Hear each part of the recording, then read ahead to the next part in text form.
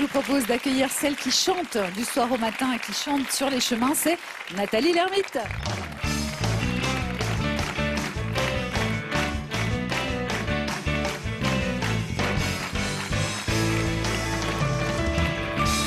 Bonjour à tous.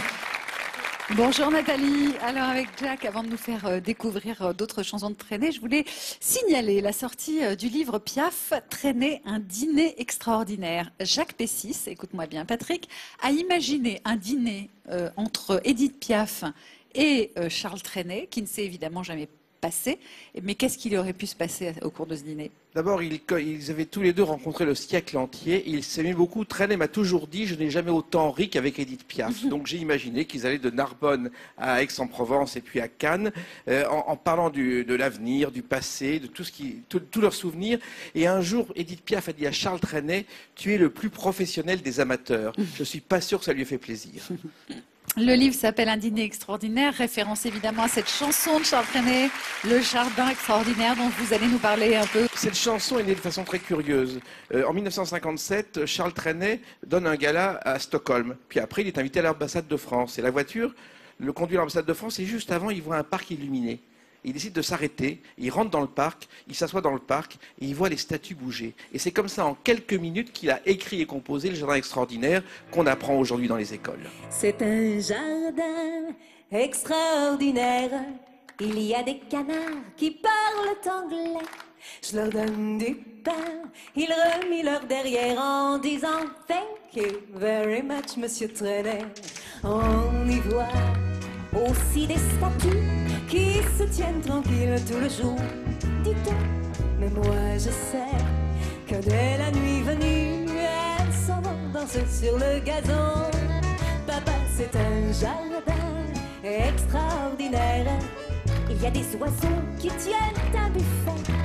Ils vendent du grain, des petits morceaux de gruyère comme clients. Ils ont Monsieur le maire et sous-le-préfet. Il fallait bien trouver dans cette grande ville maussade où les touristes s'ennuient au fond de leur autocar. Il fallait bien trouver un lieu pour la promenade. J'avoue que ce samedi-là, je suis entrée par hasard. Si vous voulez savoir où Chardin se trouve, il est, paraît-il, au fond de ma chanson. J'y vole parfois quand un chagrin m'éprouve. Il suffit pour ça d'un peu d'imagination. Il suffit pour ça d'un peu d'imagination. Il suffit pour ça d'un peu d'imagination.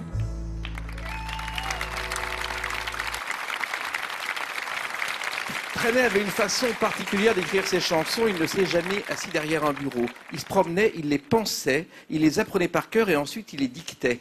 Et je l'ai vu comme ça improviser une chanson, ouvrir une fenêtre et écrire une chanson. Et toutes ces chansons, au début, il les dictait à une secrétaire de son éditeur Raoul Breton, une jeune secrétaire qui s'appelait Henriette Ragon.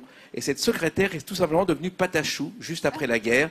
Et l'une des premières chansons que Trenet ait dictée à Henriette Ragon Patachou, c'est Fleur bleue.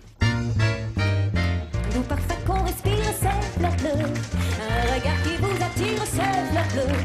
Des mots difficiles à dire, c'est fleur bleue, c'est fleur bleue, c'est fleur bleue. Un rendez-vous en automne, c'est fleur bleue.